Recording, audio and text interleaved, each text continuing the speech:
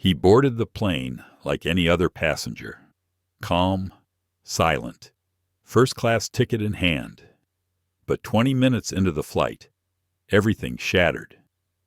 Why did a uniformed flight attendant slam a black CEO's head into the cabin wall?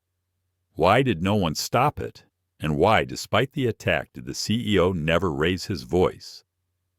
What the world didn't know was that the man in seat 4C wasn't just any CEO. He was wearing classified military tech, and he was about to expose a network that ran deeper than prejudice. This isn't just a story about racism at 36,000 feet. It's about restraint, power, and the choice to fight with silence instead of fists. Who really gave the order? What happens when justice wears a quiet face? And how did one seat change an entire industry? You're about to find out. If you believe stories like this matter, if dignity, justice, and truth matter, don't forget to like, share, and subscribe to our channel. Let's begin. The sharp hiss of the aircraft door locking behind him echoed faintly in the jet bridge. Dorian Blackwell stood still just past the threshold of Gate C-32, framed by the silver fuselage of Altair Flight 200, so en route to Terraval. He gripped the shoulder strap of his charcoal gray carry-on, his other hand tucked calmly into the pocket of his jeans. He wore a simple gray hoodie over a crisp white tee. Hood down, sleeves neat. To anyone else, he was just another tired traveler on a red-eye flight.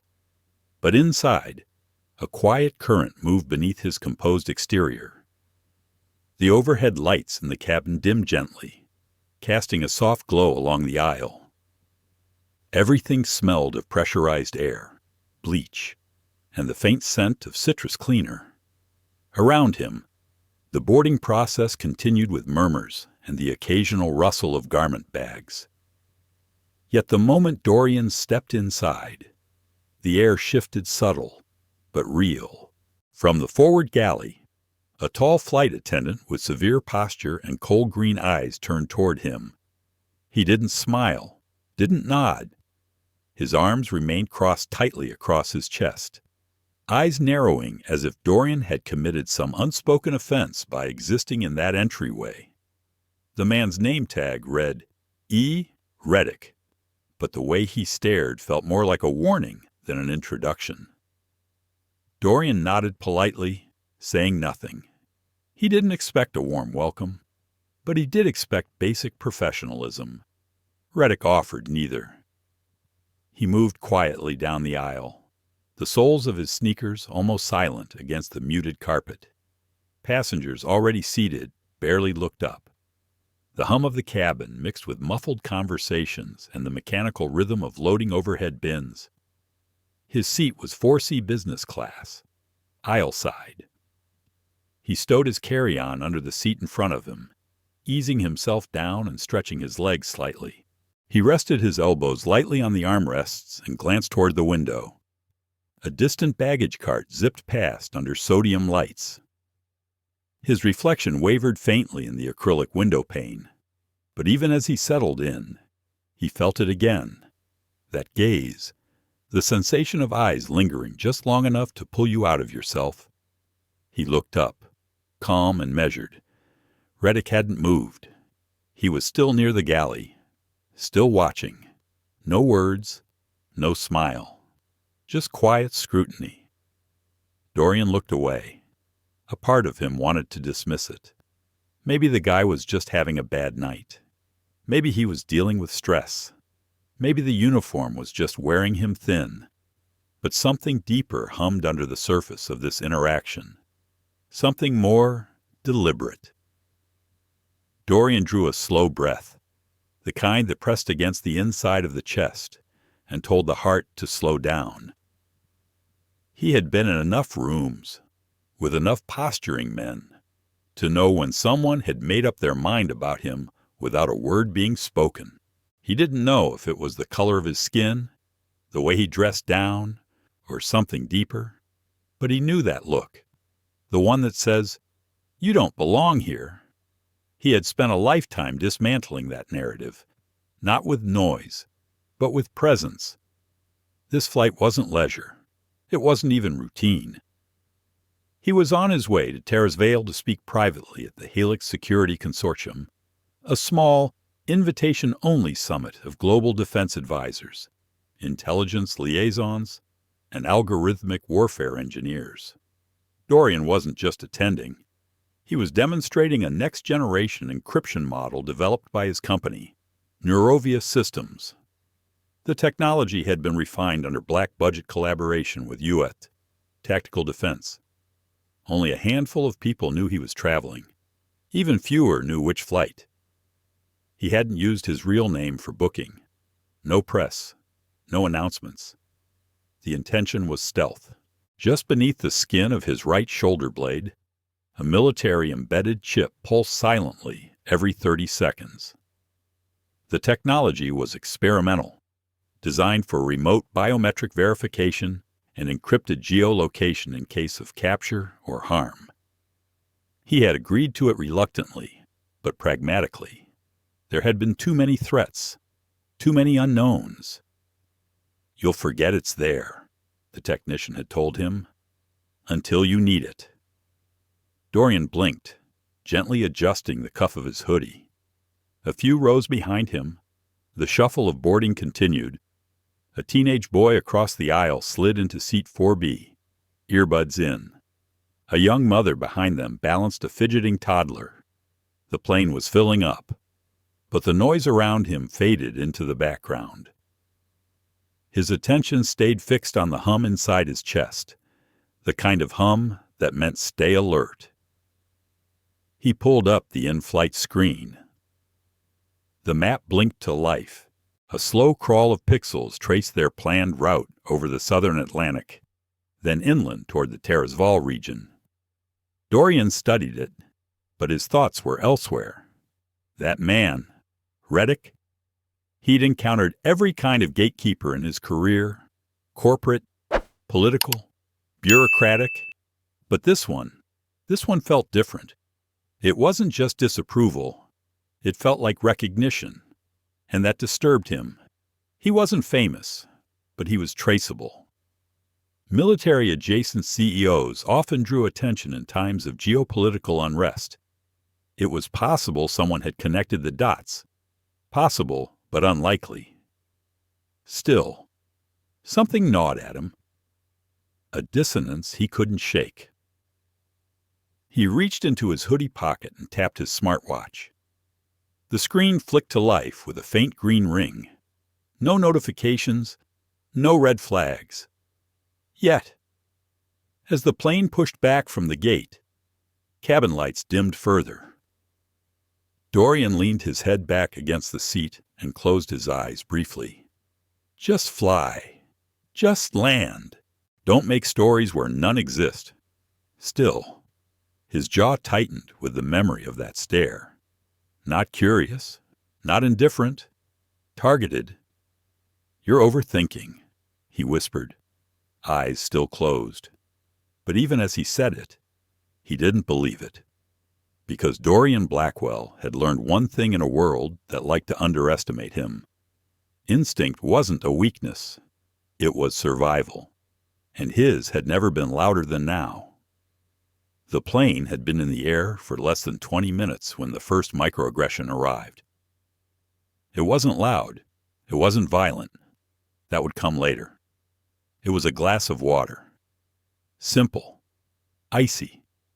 Delivered with just enough force to make a point. Evan Reddick appeared at Dorian Blackwell's row like a shadow slipping between conversations. His face was blank, his eyes like green shards of glass. He carried the water in one hand. No smile, no greeting, just the sound of the cup landing with a muted thud against the tray table, splashing slightly onto the corner of a leather document folder Dorian had pulled from his carry-on. A few droplets hit Dorian's hand, cold and immediate. He looked up. Evan didn't say a word. Then, without meeting Dorian's eyes, he muttered in a tone so low it almost disappeared into the engine noise. You people always want something. It was delivered like a reflex, like breathing. Not enough to draw attention, but enough to draw blood if you knew how to listen. Dorian froze. His fingers flexed against the armrest. A slight curl of knuckles, not a reaction of anger, but a reflex of calculation. He said nothing. He simply let the words hang in the air between them, like a question that didn't need an answer. Evan turned and walked away with perfect efficiency, back toward the galley where a second crew member stood adjusting service carts. Dorian could see the older attendant glance at Evan, then glance away. No words exchanged, just a shift in body language, stiff and unreadable. Across the aisle, the teenager in 4B looked up from his tablet. Jordan Wade. Dorian hadn't spoken to him, but he noticed earlier how alert the boy had been even during boarding. Jordan's eyes flicked between Dorian and Evan's retreating back, then back to Dorian. There was no confusion in the boy's expression, only understanding. He'd heard it too. Dorian gave a small nod, acknowledging the silent witness. The boy lowered his gaze, but his brows remained furrowed, jaw slightly tense. Dorian turned back to the window. Outside, the black curve of the ocean stretched beneath them. Nothing visible now but stars, like pinholes in the sky. He could feel the damp spot on the folder beginning to dry. Just water, just words, but nothing is ever just, he thought. The mind does strange things when you've lived too long in the space between dignity and danger. You begin to catalog each offense, each silent cut, and you learn the difference between a mistake and a message. This wasn't a mistake. The old hymn might have said something, might have demanded an apology, might have challenged the behavior in front of everyone. But that was before he understood what power looks like when it's patient. Now, he recorded, quietly, discreetly. He reached up and tapped the corner of his smartwatch twice. A soft vibration in his ear confirmed the voice memo recorder had started. Just in case. Just in case someone needed to hear what happened here when memory failed or truth was questioned. He tapped again and whispered near his wrist. Flight 227, business class. Flight attendant Reddick, possible hostile conduct. Incident 1 logged. He exhaled slowly, then turned his face back to the window. The chip beneath his shoulder itched faintly. Not pain, just awareness. The body never forgets where it hides its defenses. He sipped the water. It was lukewarm. Further up the cabin. Evan passed through first class with a practiced smile. Dorian watched him interact with a couple seated near the curtain. His posture was different, relaxed, engaging. He laughed at something the man said. The transformation was unsettling in its precision. When he returned a few minutes later pushing the service cart, Dorian straightened slightly, his hands calmly resting on his lap. Evan moved slowly past him, deliberate, measured, and then it happened again, a calculated bump.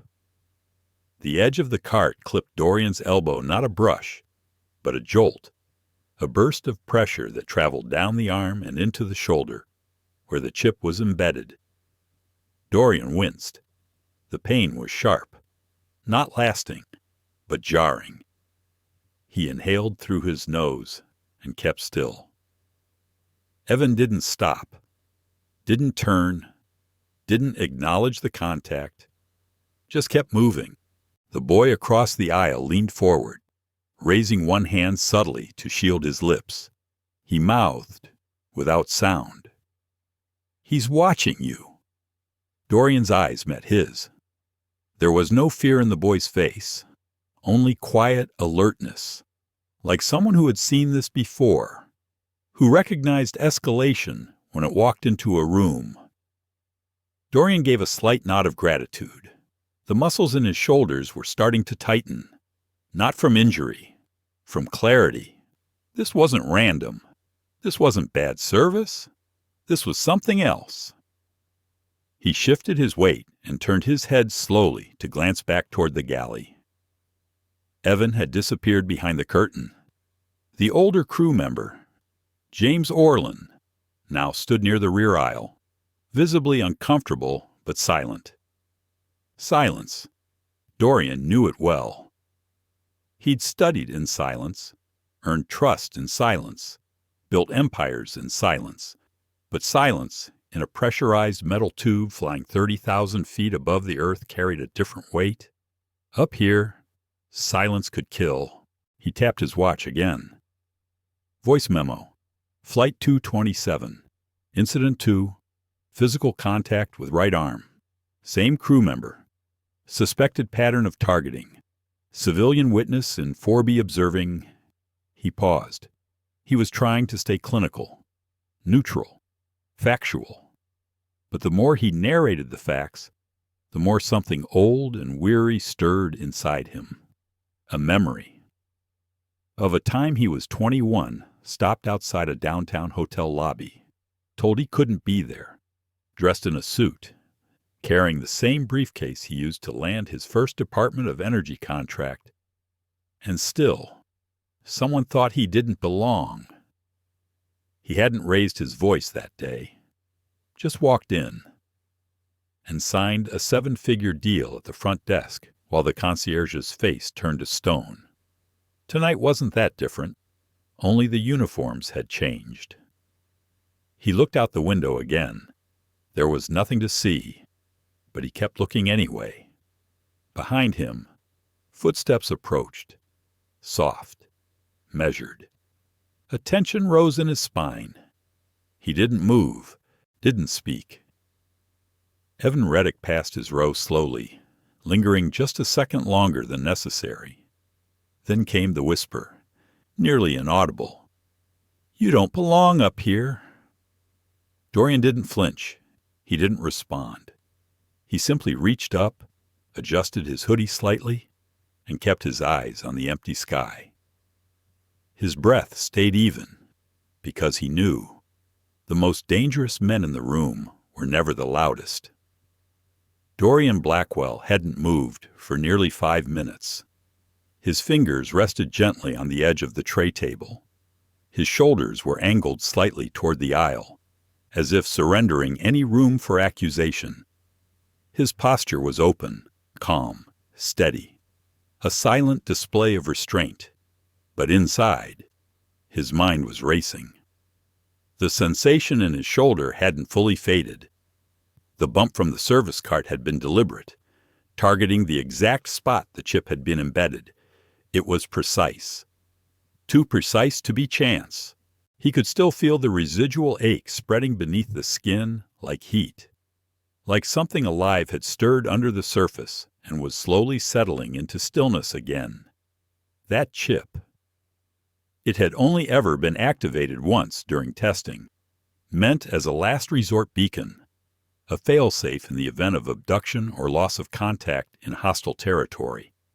Yet here he was, 30,000 feet in the air, in business class, bleeding no more than a bruise, but already on alert, because something told him the chip might be needed soon. He reached up to the side of his watch and tapped it once.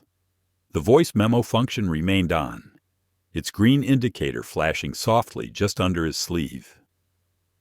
He turned his wrist toward the narrow seat gap and spoke quietly. Voice log. Flight 227. Incident 3. Physical strike to chip-embedded region. Suspected targeting. Male crew member, 6'2", green eyes, combed brown hair, rigid posture. Name tag reads Reddick. He paused, then added softly, pattern emerging. Continue passive surveillance. He tapped again, closing the mic. The soft chime in his ear confirmed the recording was saved. Across the aisle, Jordan Wade watched him again. The boy's expression hadn't changed, but his attention hadn't drifted either. His body was still, hands resting on his tablet. but his gaze remained trained like a sensor, alert and measuring. Dorian offered the faintest nod, then turned to look out the window. The ocean below was invisible now, swallowed by darkness. Only the occasional pinprick of starlight offered any sense of location. He didn't need a window to tell him where he was. The screen in front of him showed their position on a blue arc, 1/3 of the way across the Talvian Sea. He leaned back in his seat and closed his eyes briefly. Think. What do we know? First, contact hostility. Second, verbal escalation. Third, physical contact covert. Strategic. He's not just aggressive. He's probing. Testing limits. The question that loomed now wasn't if something worse would happen.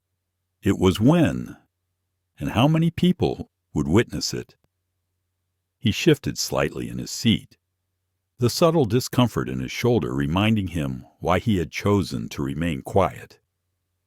That chip wasn't just a device. It was a contract, a thread tied between him and the people who had trusted him with secrets most citizens weren't even allowed to imagine. He could almost hear the voice of Commander Alana Stroud in the back of his mind. From one of their earlier strategy sessions. Not everyone will know who you are. Most won't care. But some will care far too much. If you're ever compromised, we need to know within seconds. He hadn't thought of this as compromise. Not yet. But now, it felt like it was leaning towards something else. Targeting. He took a slow breath and exhaled. The cabin lights dimmed again as the plane entered cruising altitude. Most of the passengers settled in, screens glowing, earbuds in place. A gentle murmur filled the cabin, the sound of people relaxing into a journey. But Dorian stayed alert. Evan Reddick had disappeared behind the curtain near the galley again. Dorian imagined him pacing, his fingers toying with a headset cord, rehearsing his next move, or maybe calling someone, reporting. The idea wasn't far-fetched. If someone knew Dorian's itinerary, someone who wasn't supposed to know it, meant the flight manifest had been leaked. That narrowed the list of suspects down to a few, very few. He made a mental note to speak with Troy Menley the moment they landed. Troy handled all secured communication and logistics. If there was a leak, Troy would be the one who found it. Or worse, the one betrayed by it. The curtain rustled. Dorian's eyes opened fully, and his fingers tensed slightly around the armrest. He remained still, posture calm, but his muscles locked like steel cables pulled taut beneath his skin. Evan stepped out of the galley with another cart, but this time, he wasn't pushing it. He was just walking, slowly, casually. No trays, no cups. He passed the first row of business class without a glance, but as he reached Dorian's row, he slowed just slightly. Then he leaned down, just enough that only Dorian could hear. "You really think you can sit here like one of them?" The words were smooth, practiced, not spoken in anger, but in ownership, as though Dorian's existence in that seat was an intrusion. Dorian didn't blink. Instead, he leaned forward slowly and spoke aloud in a clear, deliberate voice, loud enough for nearby passengers to hear. "Is there a problem, sir?" The question cut through the hum of the cabin. Jordan Wade looked up again. A man across the aisle in 3D turned slightly. A woman 2 rows up adjusted her earbuds. Evan froze. For half a second, his expression cracked. Not fully, but just enough to reveal a flicker of irritation beneath the carefully controlled mask. Then, just as quickly, he straightened, smiled thinly, and replied, "Not at all, sir." But the tension had shifted. The air around them thickened. The pretense of civility had been punctured. Evan turned away and walked back toward the galley. the mechanical rhythm of his steps growing more rigid with each stride. Dorian remained upright. He could feel sweat collecting lightly at the base of his neck. Not from fear, from clarity. He tapped his watch again. Voice memo log. Verbal threat confirmed. Raised voice response issued to prompt witness engagement. Subject momentarily deterred. Further observation required. He looked toward Jordan again. The boy nodded once. Subtle, reassuring. Dorian gave a small smile. Then, quietly, he opened a secure messaging interface on his watch. Recipient, Troy Menley. Message possible interference. Flight crew member hostile. Physical and verbal engagement confirmed. Check system status and alert Commander Stroud if signature shift is detected. Do not broadcast manifest. Wait for ground confirmation. He sent it. A soft ping confirmed the encrypted relay had begun bouncing off satellites, undetectable to standard tracking systems. Then he closed the interface. There was nothing else to do but wait.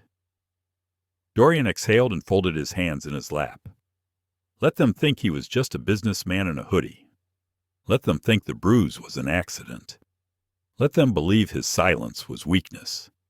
Because they didn't know what pulsed beneath his skin. They didn't know what kind of fire they were playing with. And they didn't know how close they were to waking it up. The cabin had gone quiet, not silent. Exactly. There was still the gentle rustle of blankets, the soft clink of glasses from first class, and the occasional ping from overhead service buttons. But the mood had shifted. Something unseen had entered the air like smoke. Subtle. Weighty. Dorian Blackwell stayed perfectly still. He hadn't moved since Evan Reddick's last comment. The whisper was still replaying in his head like an old record, not because it surprised him, but because of how calculated it had been.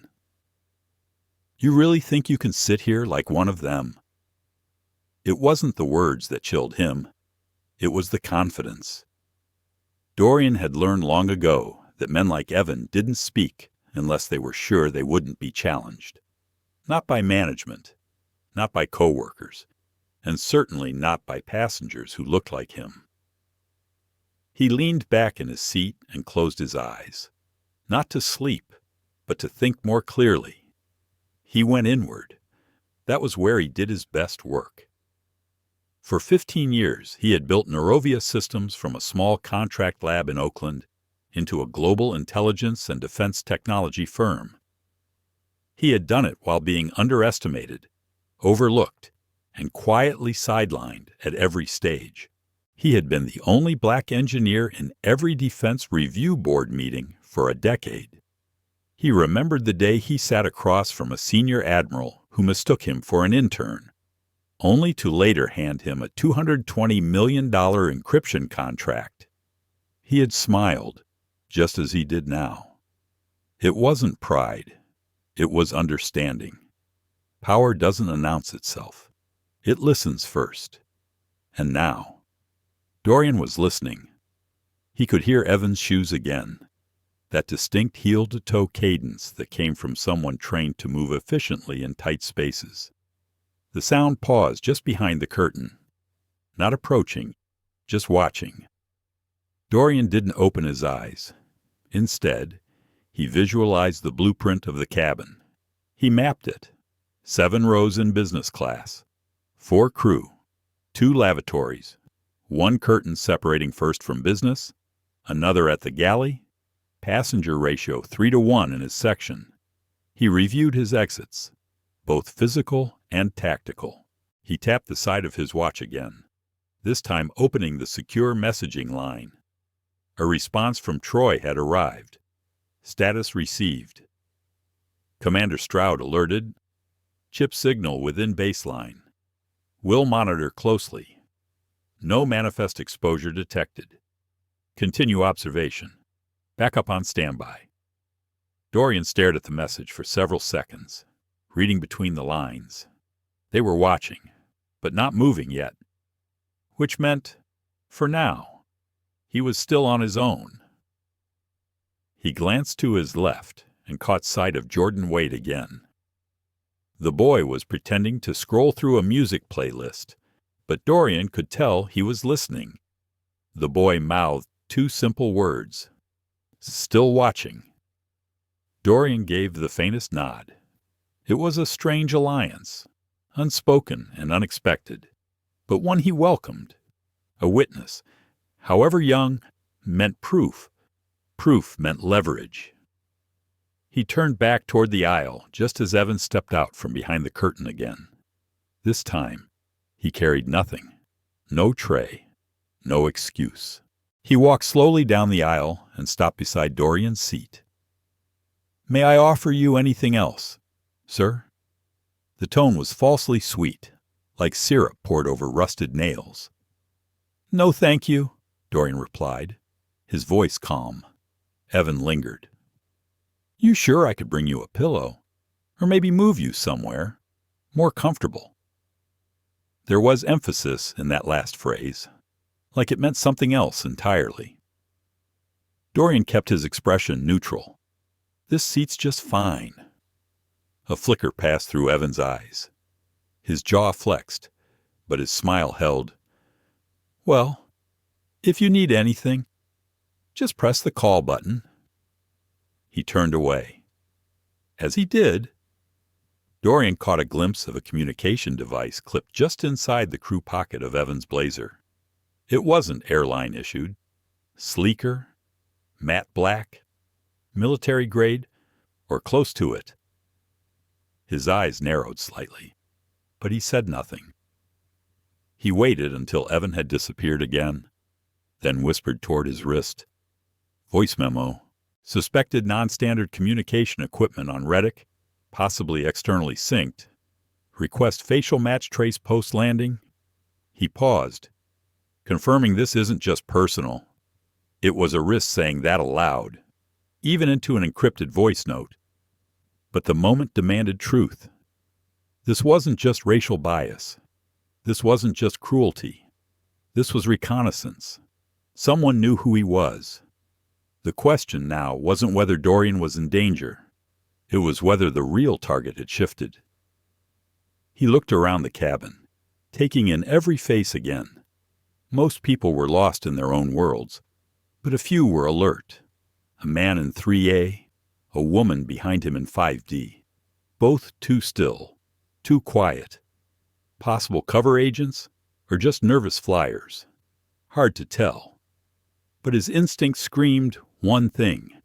He was being surrounded, softly, slowly. He adjusted his posture again and leaned back just as a chime rang from the cockpit. The captain's voice filtered through the cabin speakers. "Ladies and gentlemen, we're beginning our approach over the Talvian corridor. Estimated landing time remains on schedule. Please remain in your seats as we continue through this next segment of our flight." Dorian heard something else in the captain's voice. Strain, measured speech, like someone had been briefed mid-air. It wouldn't be the first time. If the captain had received the alert from Commander Stroud, it meant at least someone in the cockpit now knew who was sitting in 4C, and that changed the game. He sat up straighter, reached for his water again, and this time didn't drink. He just watched the condensation roll down the cup like slow rain. Then, footsteps again. Evan. Dorian turned slightly, this time making eye contact before the man could speak. "You don't need to check on me again." Evan paused. Smile gone. "Everything all right?" Dorian smiled gently. "That depends on your definition of all right." Evan's fingers twitched at his side. "Because if you have a problem, I can always remove Dorian cut in. You touch me again, and you'll answer to far more than corporate policy." There was no threat in his voice, just gravity, and Evan felt it. He stared for a beat longer, then turned and disappeared behind the curtain. Dorian exhaled slowly. This wasn't over, but the board had shifted, and now it was his turn to move. Dorian Blackwell stood slowly, carefully. His shoulder ached, but he didn't show it. His movements were quiet, unhurried, designed not to draw attention. Just a man rising to stretch his legs after a long flight. That was all it needed to look like. But every step was measured. Every muscle beneath his hoodie stayed alert. He turned toward the lavatory at the front of the business-class cabin. One hand steadied against the back of seat 3D, the other relaxed at his side. His vision adjusted quickly to the dimmed overhead lights, his eyes skimming each row. Calm, controlled. The aisle was narrow, the space between bodies tighter than it looked when seated. The curtain near the galley fluttered as a gust of cabin air moved through. Dorian reached the end of the aisle, only a few feet from the lavatory door. That was when Evan Reddick struck. It happened in silence. No raised voice, no warning, just motion and impact. Evan emerged from the galley like a coil of muscle released. His arm shot out, palm open, but braced with violent purpose. He caught Dorian by the chest, then shoved him hard, slamming him backwards into the curved aluminum wall of the cabin corridor. The sound echoed, a sickening crack. The noise cut through the soft rhythm of the plane like a thunderclap. For a second, everything stilled. Then came the gasps. Several passengers turned in their seats, startled by the unmistakable sound of human contact. The woman in 3A covered her mouth. The man in 5D started to rise before freezing, uncertain of what he had just seen. Dorian gripped the edge of the wall as his vision blurred.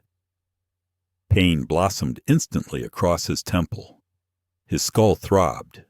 A warm trickle slid down his brow, collecting just above his cheekbone before dropping silently onto the collar of his shirt. He blinked against the dizziness, not from fear, from fury. A fury held in check by instinct. The kind of instinct you don't learn, you earn through endurance. He pressed one hand against the metal wall, straightened, and looked Evan Reddick directly in the eye. "Do not touch me again," Dorian said, voice low but ironclad. His breathing was shallow, jaw locked tight, every word measured with the weight of someone who had learned how to hold fire without burning the world around him. Evan leaned in slightly, not stepping back. His voice dropped to a whisper. "Now they'll see you bleed." His tone was mocking, a threat hidden behind a smirk. But Dorian didn't look away. He didn't raise his voice. He simply stared, unmoved, as blood slid down the side of his face. "You have no idea what you've just done," he said. There was something deeper in his voice now. Not anger, not fear, a warning. And then chaos began to ripple outward. A man in seat 3A stood fully now, his voice cutting through the cabin. Hey, what's going on here?" He moved forward, hand raised, concern lining his face. Evan turned toward him quickly, face hardening. "He was threatening me," Evan barked, voice sharpened with practiced outrage. "I asked him to stop causing a disturbance. He attacked me." His posture stiffened, hands raised like a man who knew exactly how to appear the victim. Behind him, the older flight attendant, James Orland, looked conflicted. He hovered behind the curtain, mouth half open, eyes darting between Evan and Dorian. He didn't say a word, just watched. Another passenger, the woman from 5D, reached up and pressed the call button above her head. In 4B, Jordan Wade stood halfway out of his seat. "He saw everything," the boy said, voice shaking slightly but loud enough to carry. "I saw him slam that man into the wall." Jordan pointed at Evan. Everyone heard it. The tension in the cabin grew thick, audible, real. Dorian wiped the blood from his face with the edge of his sleeve. His knees steadied beneath him, the wall still warm from impact. He turned and walked back to his seat without looking at Evan. Each step left a trail of silence in his wake. He sat, folded his hands in his lap, and looked up as Captain Reeves emerged from the cockpit. The captain's eyes went wide the moment he saw the blood. "What happened here?" His voice was sharp, cutting through the confusion. Evan answered first. He became aggressive. I tried to de-escalate. He lunged. "That's not what happened." The man in 3A interrupted firmly. "I saw it too," Jordan said again, louder now. "He shoved him. Hard." The captain's face stiffened. He turned to Dorian. "Sir, are you all right?" Dorian nodded slowly. "I'll live." The captain's eyes lingered on the wound for a second, then dropped to Dorian's wrist. The watch. Its screen blinked twice, then glowed steady green. The signal was live. Captain Reeves leaned in closer, his voice lowered. "Sir, is there something I need to know?" Dorian looked him straight in the eye. "Contact ground command. Tell them priority code 7X is activated." The captain stiffened. His face paled slightly. He nodded and stepped away, heading back toward the cockpit. Dorian sat back, breathing carefully. The blood had dried slightly, but the dull throbbing behind his eye reminded him of every second that had passed. Across the ocean, in a low-lit command facility hundreds of miles away, Commander Alana Stroud sat bolt upright. "The chip just went hot," she said, her voice clipped. She moved to the console instantly, summoning biometric data and satellite tracking feeds. Her fingers danced across the keyboard, calling up Flight 227. "Blackwell's in trouble." She issued a command. "Lock relay. Secure the plane. Prep extraction team. No disruption. Discreet only. Back on board." The cabin was still tense. The crew whispered in hushed tones. Passengers shifted uneasily in their seats. The call buttons had gone silent, as if everyone knew something unspoken had changed. Dorian leaned his head back and closed his eyes. He wasn't defeated. He wasn't even rattled. He was waiting. They made their move. Now it was his turn.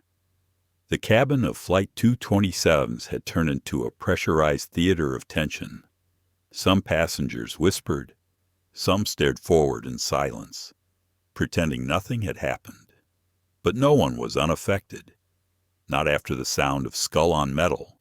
Not after the streak of blood still visible on Dorian Blackwell's face. Dorian sat upright in his seat, breathing slowly through his nose. He had torn a napkin from the service tray earlier and used it to blot the wound just above his right temple.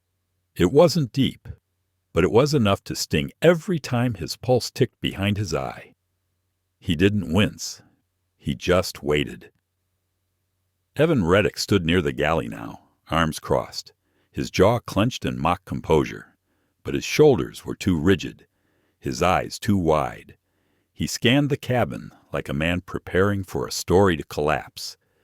Captain Reeves returned, eyes sweeping from Evan to Dorian, then to the passengers around them. "All right, I want to hear what happened. From both of you. Now." Evan stepped forward first, his voice a bit too fast, too rehearsed. "Captain, this passenger became hostile. I asked him to stay seated. He ignored me. When I intervened, he lunged. I had no choice but to restrain him for crew safety." His voice had the rhythm of someone who'd practiced in front of a mirror. He turned slightly, gesturing with an open palm. "You can ask my colleague James. He saw it. Or at least he heard it." Dorian said nothing at first. He waited. Let the silence work in his favor. The air in the cabin seemed to hold its breath. Then came a voice from 3A. Calm. Clear. "That's not what I saw." The man stood fully now. Mid-50s, gray at the temples, glasses perched low on his nose. He looked directly at the captain, not at Evan. I saw the passenger, Dorian, standing quietly. He never raised his voice. He didn't lunge. Your flight attendant shoved him, hard, into the wall. It was completely unprovoked. Another pause. Then Jordan Wade stood up from his seat in 4B. The teenager's voice shook slightly at first, but found confidence as he spoke. He's telling the truth. I saw everything. The flight attendant hit him. And earlier, he kept bumping him on purpose. He even said, "You people always want something." That last line cut through the air like a blade. Several heads turned. Dorian stayed still, gaze fixed on the space just in front of him. Not defensive, not afraid, just steady. Captain Reeves looked at Evan again. His eyes narrowed. "Is this true?" Evan's jaw flexed. He gave a tight shrug. There was tension. I did what I thought was necessary. The captain didn't speak immediately. He turned to the older attendant, James Orlin, who stood off to the side like a man wishing to disappear into his own shoes. "James, did you witness the contact?" James hesitated, then finally shook his head. "Not the slam. I heard it, but I didn't see it happen." The captain's face darkened. "I'll be reviewing footage from the cabin cameras. Until then, no more contact with any passengers unless cleared by me." "Understood," Evan nodded stiffly. "Understood." The captain turned to Dorian. "Sir, are you feeling stable enough to remain seated? We're about 90 minutes from descent." Dorian nodded. "Yes, but I'd like to speak with your ground team upon landing." "Of course." The captain leaned in slightly, lowering his voice so only Dorian could hear.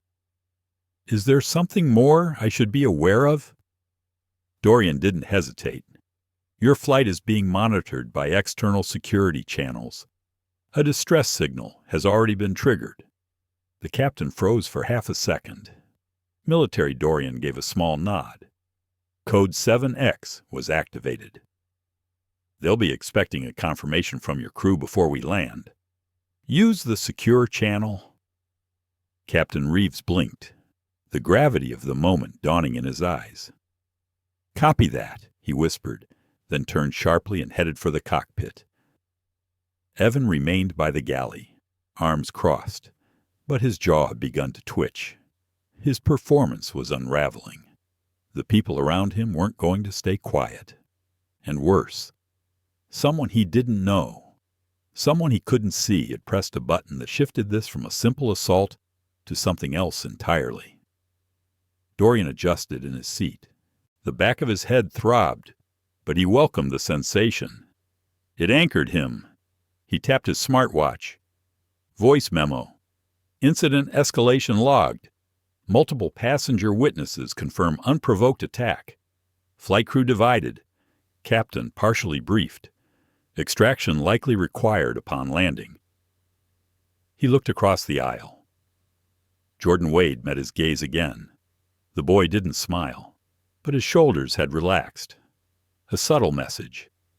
You're not alone. That was all Dorian needed.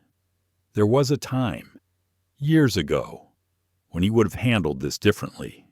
He would have buried it, swallowed the insult, let it rot beneath his ribs until it hardened into numbness. But not anymore. Not when silence had failed too many before him. The intercom pinged. The captain's voice returned. "Ladies and gentlemen, we will begin initial descent in just under an hour. Please remain seated unless necessary."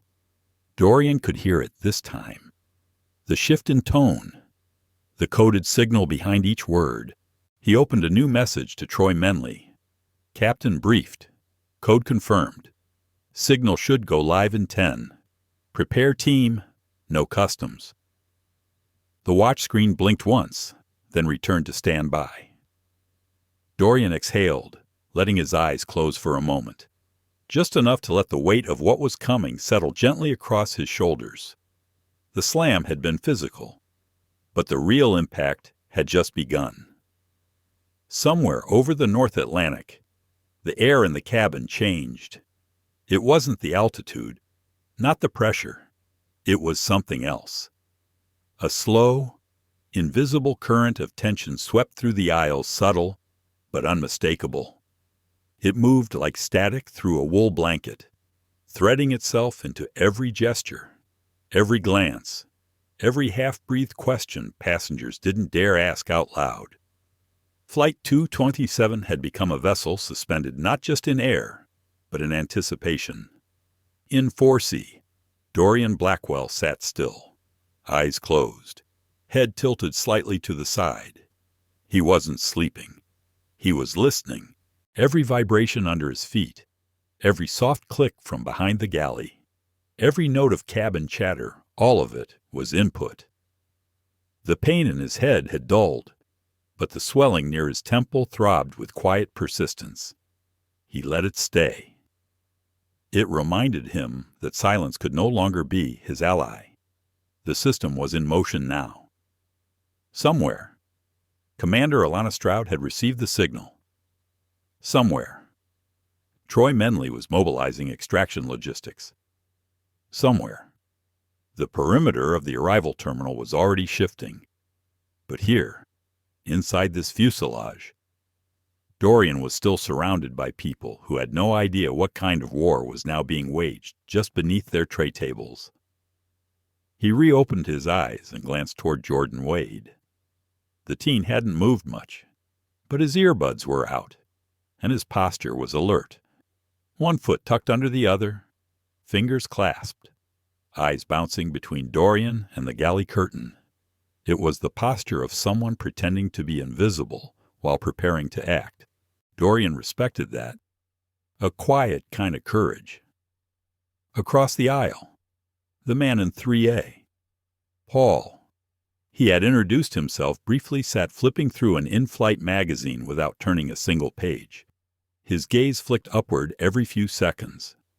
Watching, ready, and then, almost like a whisper through the walls, Dorian heard the words that made his skin tighten. He caught them from behind the curtain. He's military. Confirmed. The voice wasn't Evans. It was low, clipped, but carried the chilling clarity of a fact that had just changed everything. Dorian froze. So, they knew. It wasn't a guess anymore. They weren't toying with him. They had confirmation. He tapped once on the underside of his seat, a discreet button embedded into his smartwatch's edge. The signal bounced immediately through the aircraft's internal systems, pinging off a satellite relay his company had installed in 12 international carriers, under the radar of even their CTO. The signal said one thing: heavily compromised, across the ocean, in a darkened command room. Commander Alana Stroud's chair spun. "We have confirmation," she said. "Standing." She looked to the ops tech nearby. "Where's the nearest intercept point?" The tech replied instantly. 2 clicks outside Brentford International. Military-grade black SUV already en route. 5 minutes ETA. Stroud nodded once. "Tell Blackwell we're inbound. No customs. We're rerouting the arrival gate." She turned, palms pressed flat to the table. "And notify Lena. She's on board. Time to activate. Back in the sky."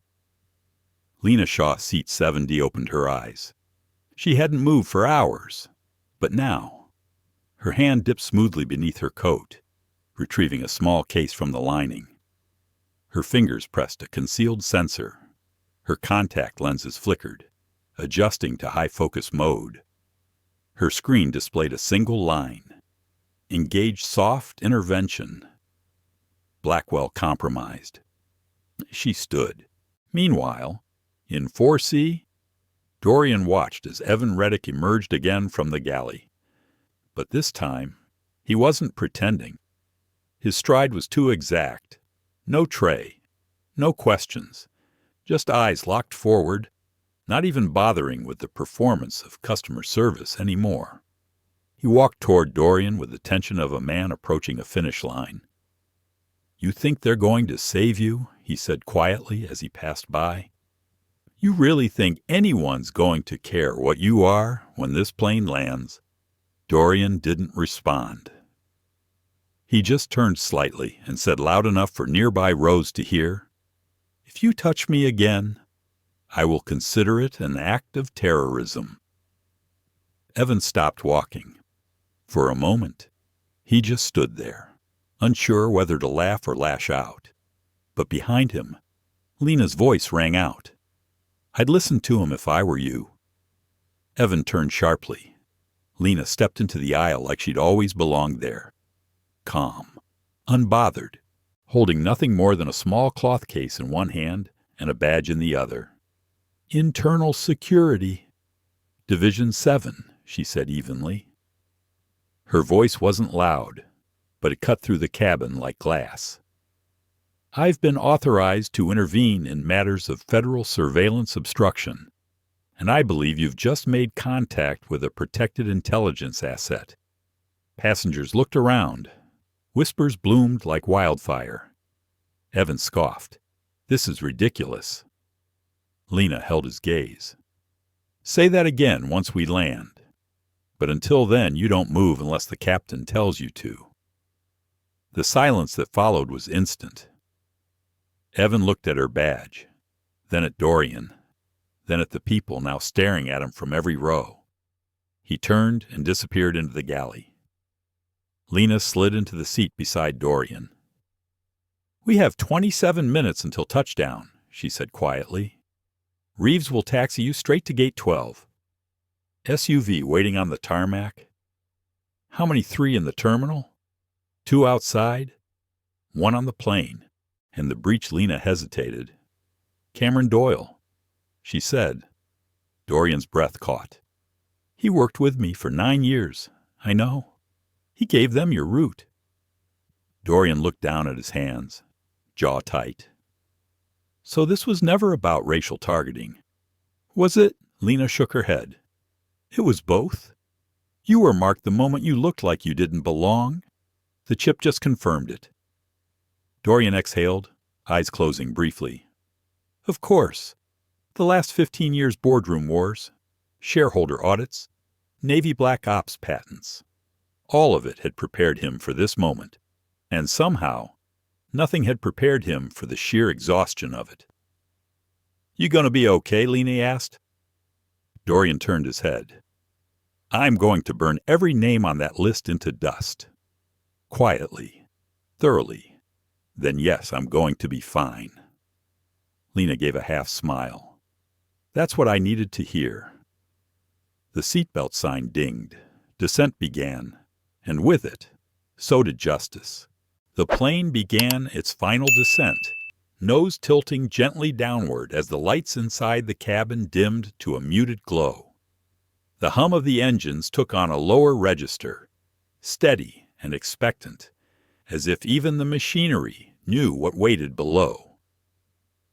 Dorian Blackwell fastened his seatbelt without a word. His hands moved slowly, methodically.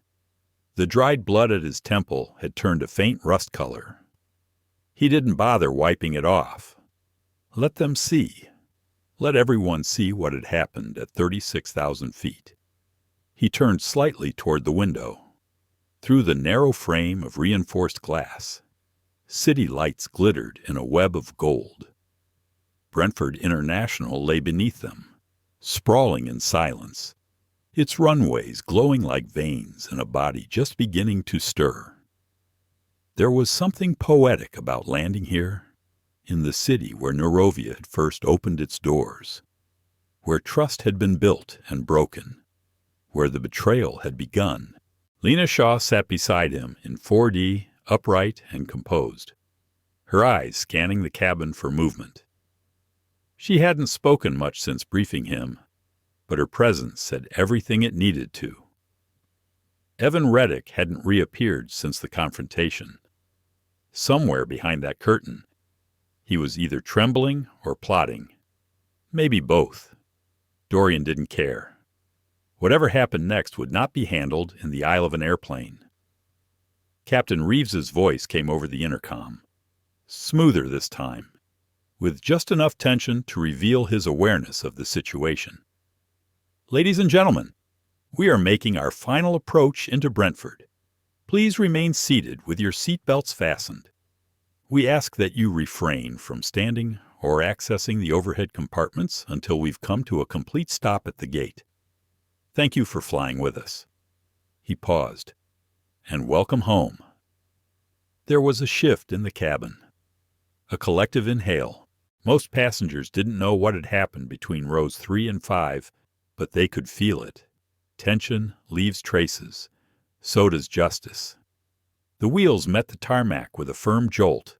The fuselage trembled, then steadied as the plane slowed on the main runway. The rumble faded into a soft whine as they turned off the main strip toward a private access lane. That wasn't normal. Dorian knew it instantly. This wasn't the path to the terminal. He looked at Lena. She nodded once. Tarmac entry, gate 12. Just as promised. A new voice crackled softly through the speakers, almost indistinct from background static, but Dorian heard it clearly. "Command team standing by. Passenger 4C authorized for direct escort. Clearance granted. Gate doors secured." He closed his eyes for a brief moment, not to rest, to focus. This was the moment between fight and consequence, the liminal space where truth readied its entrance. The plane came to a full stop. Captain Reeves's voice returned. "Ladies and gentlemen, we will be deplaning shortly, beginning from the front. Please remain seated until instructed. Ground control has issued a temporary hold on passenger movement. Thank you for your patience." The seatbelt light turned off. Dorian did not unbuckle. From the window, he could see 3 black SUVs waiting at the base of a portable staircase. 2 military personnel stood at attention beside the vehicles, helmets gleaming under the floodlights. Another figure, a woman in a dark trench coat, held a tablet and paced in a tight circle. Commander Stroud. No doubt. Lena stood first. "I go first," she said quietly. She moved down the aisle, nodding once to Captain Reeves, who had emerged with a clipboard in hand. No one questioned her. The curtain opened, and she stepped into the front galley like someone who belonged to a world just slightly more real than the one around her. Dorian stood next. Passengers stared now. No one looked away. Some had their phones in hand, ready to record, though none dared raise them just yet. There was awe in their silence, but also discomfort. He walked slowly, calmly. Every step echoed lightly against the composite flooring. Every step carried the weight of 2 hours of restraint and a lifetime of precedent. As he reached the front of the plane, Evan Reddick stepped forward. There was a flicker in his eyes, fear, maybe, or something more desperate. "I didn't know," Evan blurted. "I didn't know who you were." Dorian paused. "You knew exactly what I was." He didn't raise his voice. He didn't need to. He turned to the open cabin door, where the portable staircase had just docked. The night air hit him immediately, sharp, bracing. He descended 1 step at a time, the sound of his shoes crisp against the metal.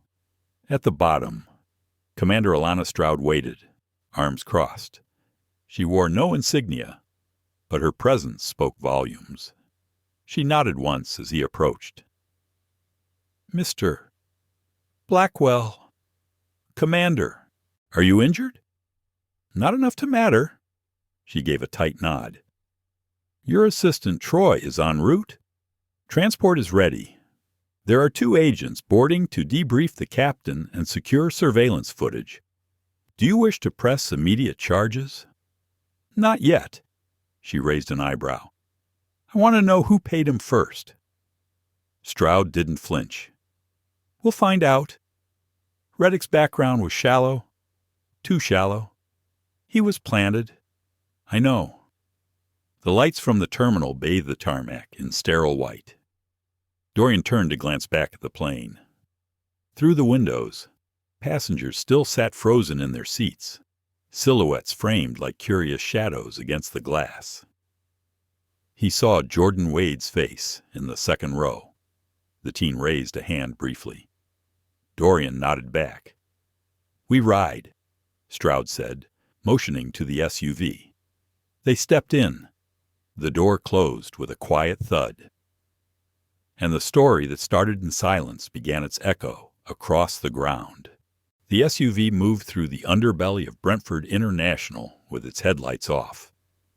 Silent tires gripped the tarmac as the convoy curved behind security fencing and past a checkpoint where no badges were scanned. There were no announcements, no reporters, no baggage claim, just shadows and speed. Inside the vehicle, Dorian Blackwell sat with his elbows resting on his knees, eyes forward, face unreadable. He had changed out of his hoodie. A clean black button-down replaced the blood-streaked fabric, but the wound above his brow remained untouched, raw, visible. Commander Alana Stroud sat across from him, tapping data into a secure tablet with a stylus. Her posture was composed, but her eyes revealed a growing concern. "We ran Reddick's ID again," she said. "It's a phantom profile. His real identity traces back to 2 dead leads, one in Belarus, the other in Jakarta. Both terminated assets from a tech sabotage unit we thought had gone dark in 2020. So it wasn't personal." Dorian said, "Not just personal. Strategic?" Stroud turned the tablet around. "This is the live feed from the airline's internal logs. Someone bypassed biometric clearance to assign him to your flight specifically. 2 hours before takeoff. Who has that level of access? Someone inside Neurovia, or someone with access to the firmware we sold them. My guess, Cameron Doyle." The name landed like a weight. Dorian stared at the glowing screen without blinking. 9 years. 9 years he worked beside me. Stroud nodded. "He accessed your route log, planted Reddick, and wiped the system clean. He had help." Dorian leaned back slowly, pressing his thumb and forefinger against his eyes. The betrayal didn't sting because it was unexpected. It stung because it had been gradual, silent, like water rising in a room too slowly to notice. "You still want to keep this under wraps." "Not entirely," Dorian said. "But if we go public now, they'll scatter. I want names first. You want revenge? I want precision." The SUV slowed. They had arrived. The underground access bay was shielded by a layer of thick concrete. No windows, just 2 reinforced doors and a retina scanner glowing softly in the dark. Stroud stepped out first. Dorian followed. Inside, a team of analysts sat at curved consoles, each monitoring dozens of live feed security footage, satellite pings, international flight routes, financial data flows. It was a war room, but colder, smarter. At the center stood Troy Menley. He looked tired, but sharp as ever. His suit was slightly wrinkled, his eyes alert. "Dorian, Troy?" Troy handed him a file. The cover bore a single name, Riven Moraine. "He's the one pulling the strings," Troy said. "He's been funding mercenary operations under fake shell companies through 3 Latin American networks. Cameron Doyle was in direct contact. And the goal, to destabilize Neurovia's next-gen security project. The one you've been working on with DARPA. If they can discredit you, they delay global rollout. They control the vacuum that follows." Dorian nodded slowly. "So this was never about a flight. It was about stopping what we're building." "Exactly. And the incident on board was a smokescreen. Reddick's assault wasn't about humiliating you, it was about provoking a response, getting you to react publicly, force a lawsuit, create noise. And if I had struck back, the story would have been buried under headlines about aggression, ego, power trips. A black man in first class accused of threatening a flight crew. You know the pattern. Dorian exhaled through his nose. The restraint he had shown on board had not just saved his dignity, it had preserved his platform. What's next? Troy looked over at Stroud. We have a trace on Doyle's location. Barcelona. We can reach him before sunrise. Stroud added. We can't arrest him. Not yet. But we can extract his data, flag his accounts, and isolate every co-conspirator in his web. Do it. Stroud nodded and stepped away to issue orders. Dorian turned to the security monitors. One feed showed the flight crew from 227 debriefing in a holding room. Evan Reddick sat still, his expression hollow. His eyes darted toward the camera once. Let him stew, Dorian said. I want him to know who he failed to break. Troy stepped closer. You handled that flight better than I could have. Dorian gave a tired smile. I handled it like I've handled 1,000 rooms quietly, but that silence never protected anyone. Not really. He glanced toward the screen again. It's time they learned there are consequences. He turned to the main monitor and tapped it once. Launch it. Troy hesitated. All of it. Dorian nodded.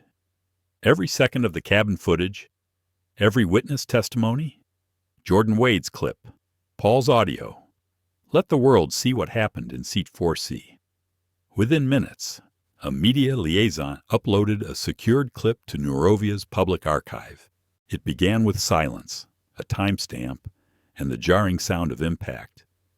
Then came the ripple, news alerts, hashtags, a clip of Dorian's bloodied face beside Evan Reddick's profile. But more importantly, words from Jordan, from Paul, from the silent majority who'd watched injustice unfold and chose to speak.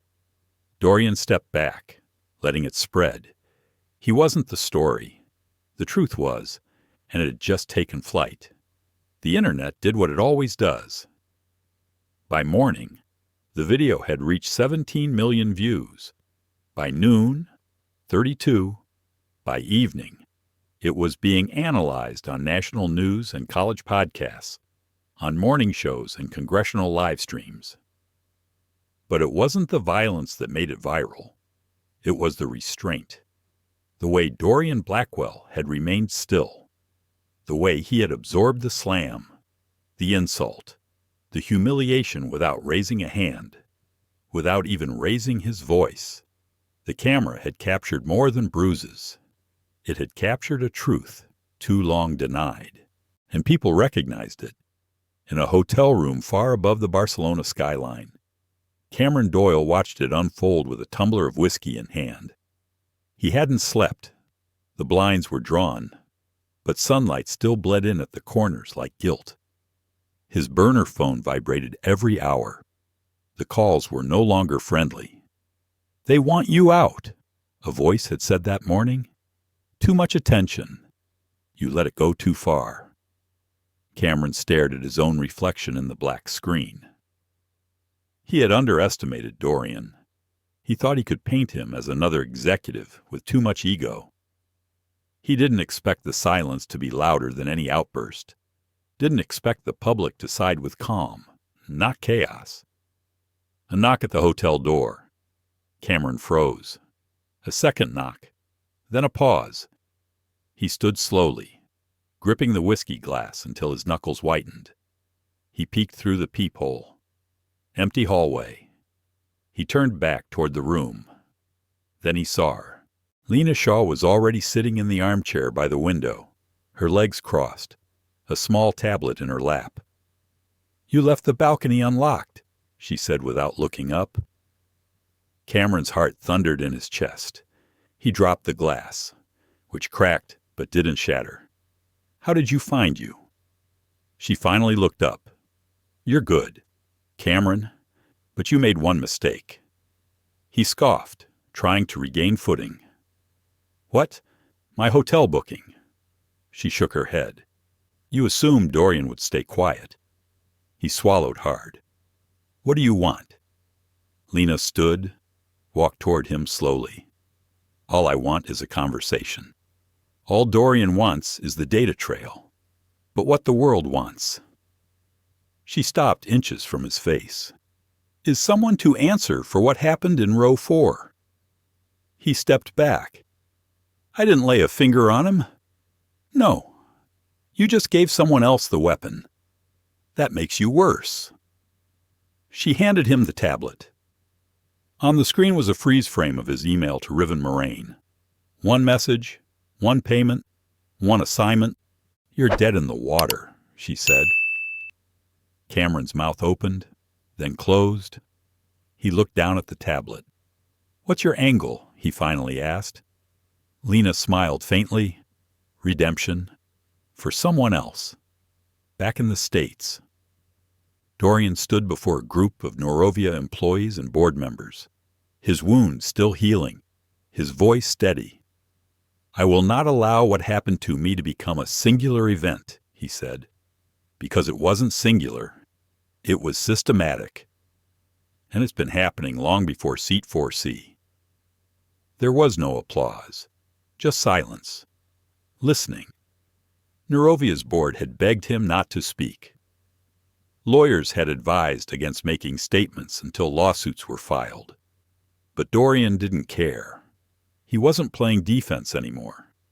From this point forward, he said, any employee, contractor, or partner caught engaging in discriminatory behavior will not be reprimanded. They will be removed. He looked out across the room. And if that means cutting half of our contracts, so be it. Somewhere in the back, Troy Menley smiled to himself. Later that evening, Commander Alana Stroud met Dorian in a quiet corner of a military command terminal. "We got Riven," she said. Indirectly. His shell company collapsed under pressure. He's on the run. "Good," Dorian said, "but not enough. We traced more than 50 nodes connected to him. 32 are in the defense tech supply chain." Dorian let out a slow breath. "Burn them all." She nodded. "It'll take time. We'll take it." He looked out the window. The sky was clear. No planes in view. No engines roaring overhead. Just silence. Honest silence. "Thank you, Commander." Stroud smiled. "No, Mr. Blackwell. Thank you. You showed restraint when you could have shown fire. You showed the world what dignity under pressure looks like, and that changes things more than any report ever could." Dorian nodded. "That's the point." That night, as he sat in his study with the city lights flickering through tall windows, Dorian reread a message from Jordan Wade. "Mr. Blackwell, I'm not great with words, but I just wanted to say thank you. Not for what you did, but for how you did it. If I ever get a seat at any table that matters, it'll be because I saw you take yours and not move." Dorian read it 3 times. Then he finally let the tears fall, not out of grief, but because for the first time in a very long time, the truth didn't need to raise its voice. It had already been heard. 2 weeks after the incident, the world had not moved on. The footage from Flight 227 had sparked more than outrage. It had ignited boardroom debates, late-night think pieces, op-eds from professors, tweets from kids in high school who had seen themselves in Dorian Blackwell's silence. And beneath it all, something deeper was shifting. The airline issued its apology on day 3, but it wasn't enough. Then came the resignations. First, the airline's chief of in-flight personnel. Then, the VP of Safety Operations. By day 7, 3 board members had stepped down. One of them had quietly divested from Norovia years ago. The timeline leaked. So did the reason internal pressure not to support a black CEO too close to defense secrets. It was poetic and overdue. But Dorian hadn't gone on camera once. He declined interviews, refused talk shows, turned down 3 lucrative book deals. He wasn't interested in being turned into a symbol for something they were only now beginning to believe. Instead, he was in Detroit, at a community tech hub on the east side, sitting in a circle with a group of black teenagers, none older than 16. The air smelled like soldering wires and old carpet. A single fan buzzed above them, and yet it was the most peaceful place he'd been in months. One of the boys leaned forward. "So you really didn't hit him back?" Dorian smiled. "No, I didn't." The boy shook his head. "Man, I don't know how you did it." Dorian paused. "I'll tell you something." He looked around the circle. "They expect us to respond with fire. That's why they throw matches. But what they can't understand is stillness, discipline, the kind of power that says, I'm not going to burn down the room just because you lit a corner." Another kid raised her hand. "But weren't you scared, I mean? You could have died." Dorian let that sit. "Yeah, I was scared." The honesty landed hard. But I was more afraid of becoming exactly what they already believed I was. Angry, dangerous, disposable. He looked down, fingers interlocked. So I stayed still. I stayed quiet. And then I made the call that took their whole system apart. A quiet kind of power. They sat with that. A few nodded. A few looked away. One wiped a tear before it could fall. Later, Dorian stepped outside with the program director, a soft-spoken woman named Marla, who had built the center from nothing. "You didn't have to come," she said. "Yes, I did." "Why?" "Because if I don't show them this can be survived, then all they see is a headline. They need to see a person, not just a symbol, a man who still walks through it, not above it." She nodded, then looked out across the cracked pavement. "You know, they keep playing that video on the news like it's just another clip. But I watch it different. I see how still you were, how alone." Dorian looked up at the sky. That was the worst part. Not the hit no. The silence before it. The second where I realized no one was going to stop it but me. That kind of silence takes a piece of you, and you never get it back. Marla stepped closer. "But maybe you give that piece to someone else. And maybe that's the point." He looked at her, smiled. "Maybe it is. Elsewhere, in a quiet courtroom in Washington, D.C. Evan Reddick stood before a federal judge. He wore a gray suit 2 sizes too big and spoke with the clipped tone of a man who had been trained to disappear. But his record was clear now. Not a first-time offender, not a random act, a trained mercenary with connections to sabotage networks. The judge listened, then turned to sentencing. "You attacked a civilian on U.S. soil, mid-flight, while in uniform. You impersonated airline personnel and falsified clearance records. But what stands out most to this court is that you believed you could do it because your target wouldn't fight back." The room was silent. That tells me everything I need to know about the world you operate in, and the one he walks through every day. Evan didn't look up once. He was sentenced to 22 years without parole. And no one clapped, because real justice never asks for applause. Back in Detroit, Dorian checked his phone after dinner. One new message from Lena. Subject: They folded. Inside the message, a single photo, Riven Moraine, in handcuffs, being escorted through a military base in Tunisia. No sunglasses, no smugness, just defeat. Dorian stared at the image for a long time, then deleted it. Some victories don't need to be framed. He walked out onto the street where a boy from the tech center was practicing skateboard tricks under a flickering street lamp. "You going home?" the boy called. "Eventually." "You gonna come back?" Dorian nodded. "Yeah, I think I will." He watched the boy try the trick again, and fail, and try again. Something about that moved him more than any speech, because surviving the fall wasn't the triumph. The triumph was staying in the fight, and knowing next time they wouldn't fall alone. The first time Dorian Blackwell stepped back onto a plane after Flight 227, the silence hit him harder than the cabin pressure.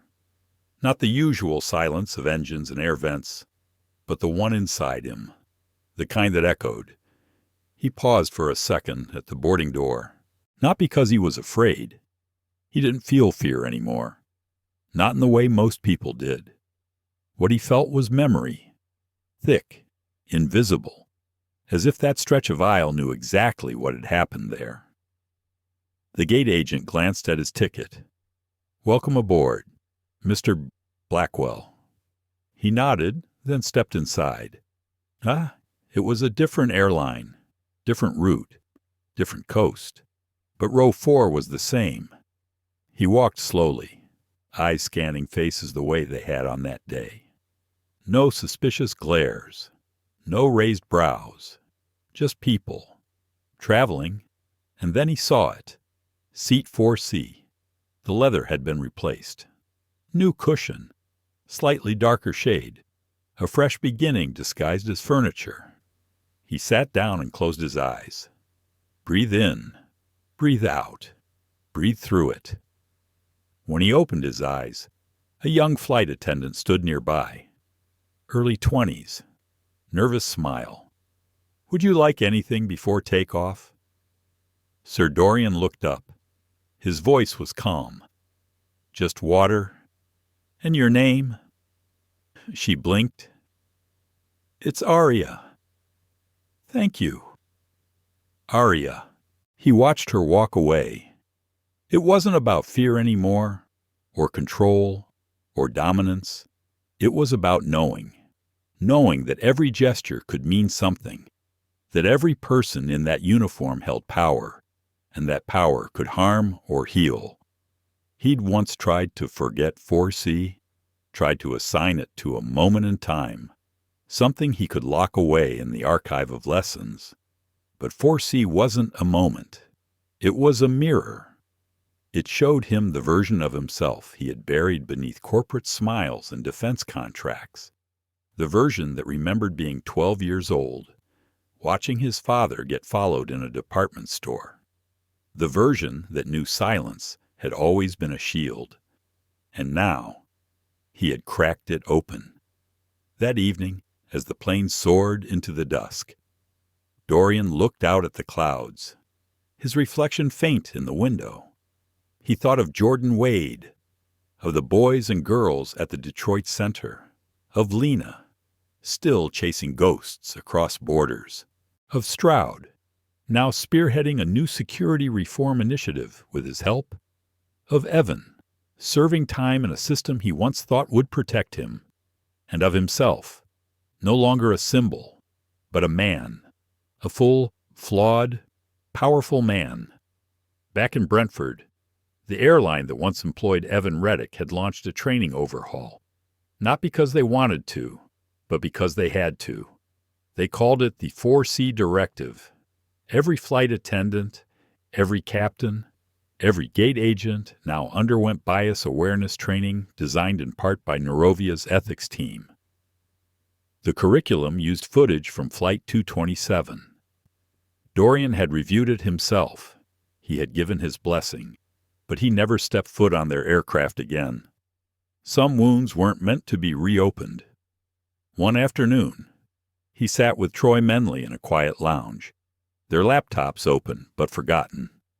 "You ever wonder what would have happened if you had reacted?" Troy asked. "All the time," Dorian said. and I would have lost.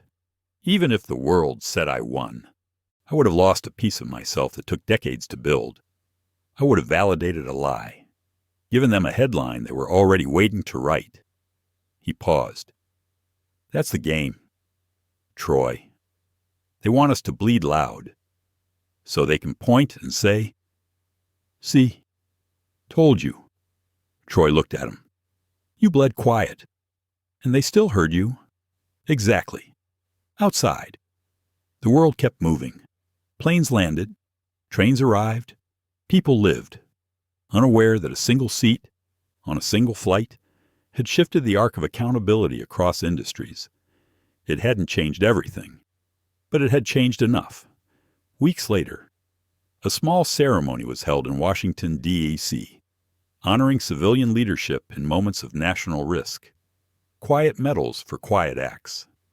Dorian wore a charcoal suit and no tie. He didn't speak. He didn't need to. As he stepped off the stage, a woman stopped him. Black, maybe 60, hair wrapped in a royal blue scarf. "You made my grandson believe he can be something, just by sitting still." He smiled gently. "Tell him he already is, and keep his seat." She laughed softly. "We will." That night, Dorian sat in his study again, alone.